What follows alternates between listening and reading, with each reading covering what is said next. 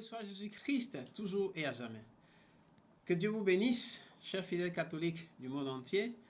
Merci d'avoir lu ma première lettre, la lettre du 25 janvier 2025, où vous ai parlé des 6 enquêtes absolument nécessaires qu'il faudrait réaliser sur le pape François, Jorge Mario Bergoglio. Et maintenant, l'étape suivante, c'est une nouvelle lettre ouverte, cette fois-ci, adressée à tous les cardinaux, tous les évêques et aux conférences épiscopales de notre Église catholique dans le monde entier. Alors, il t'appartiendra à toi d'aller déposer cette lettre-là. Mais c'est une lettre que je ne veux pas écrire seule. Je veux que nous soyons plusieurs à signer cette lettre-là. Voilà. Donc, dans la description de cette vidéo, je vais mettre le brouillon de cette lettre ouverte du 2 février, le jour de la présentation du Seigneur.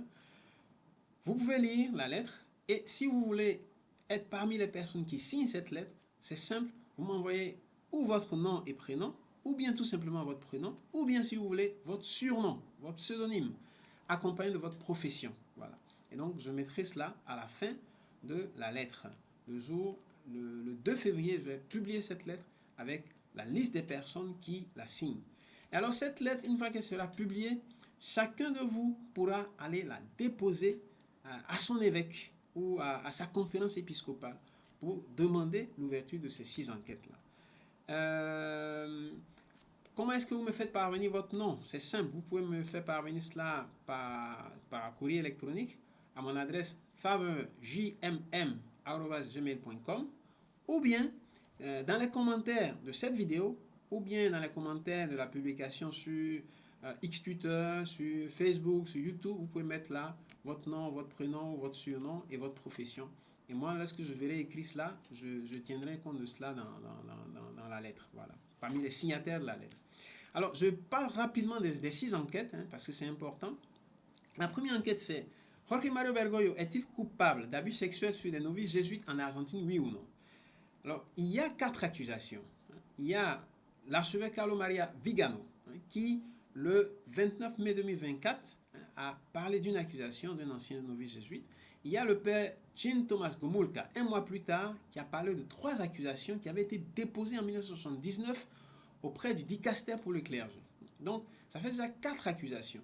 Et puisque François lui-même a parlé de tolérance zéro et qu'il a sanctionné et démis des prêtres et des évêques à cause des abus sexuels et des abus pédophiles, il est nécessaire qu'il y ait une enquête sur lui-même pour savoir est-ce que oui ou non il a commis des abus et alors en tirer les conséquences.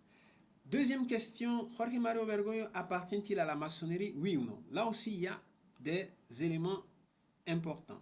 Le fait qu'il appartienne au Rotary Club depuis 1999, alors qu'on sait que le Rotary est habituellement considéré comme proche des loges maçonniques.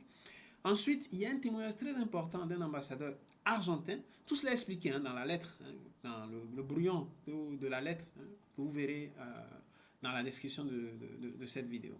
L'ambassadeur Juan Bautista Joffre, Tata, il a révélé, plutôt que révélé, il a dit, il a rappelé que à la télévision argentine, il y a de cela quelques années, on avait publié un échange téléphonique entre le chef de renseignement du Vatican et une autre personne. Et ce chef de renseignement du Vatican disait à cette personne que lui et Bergoglio font partie de la maçonnerie. Bon, la vidéo de ce témoignage, vous l'avez dans la lettre, dans le brouillon de la lettre. Vous pourrez aller voir la vidéo sur YouTube et vous faire votre propre opinion. Troisième enquête, la démission du pape Benoît XVI est-elle invalide, oui ou non? Puisque sur ce point aussi, beaucoup de chrétiens ont des doutes.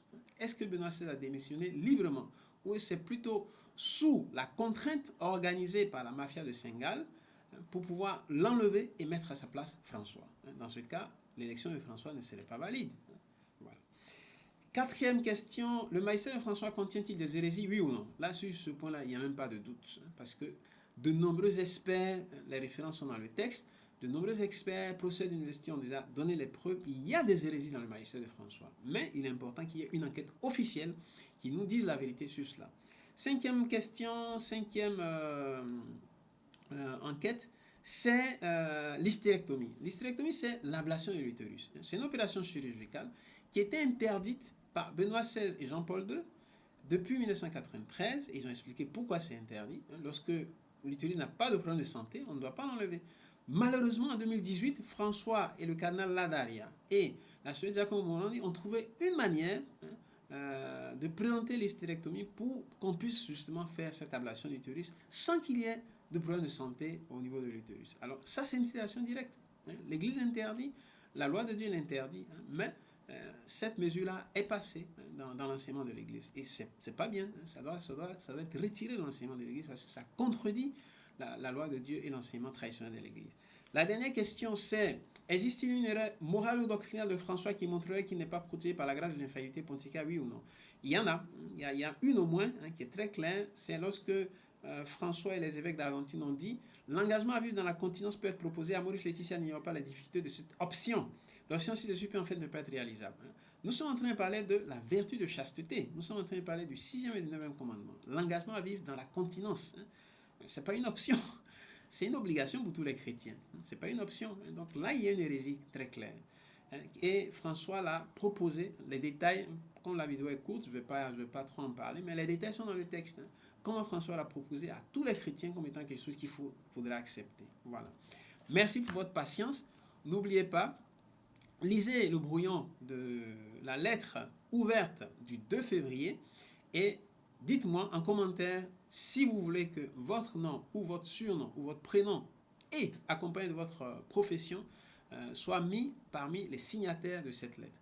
Merci beaucoup et rendez-vous le 2 février pour la publication définitive, de la version définitive de cette lettre ouverte adressée à tous les cardinaux, tous les évêques et toutes les conférences épiscopales de notre Église catholique dans le monde entier. Merci et que Dieu vous bénisse encore et toujours. À bientôt.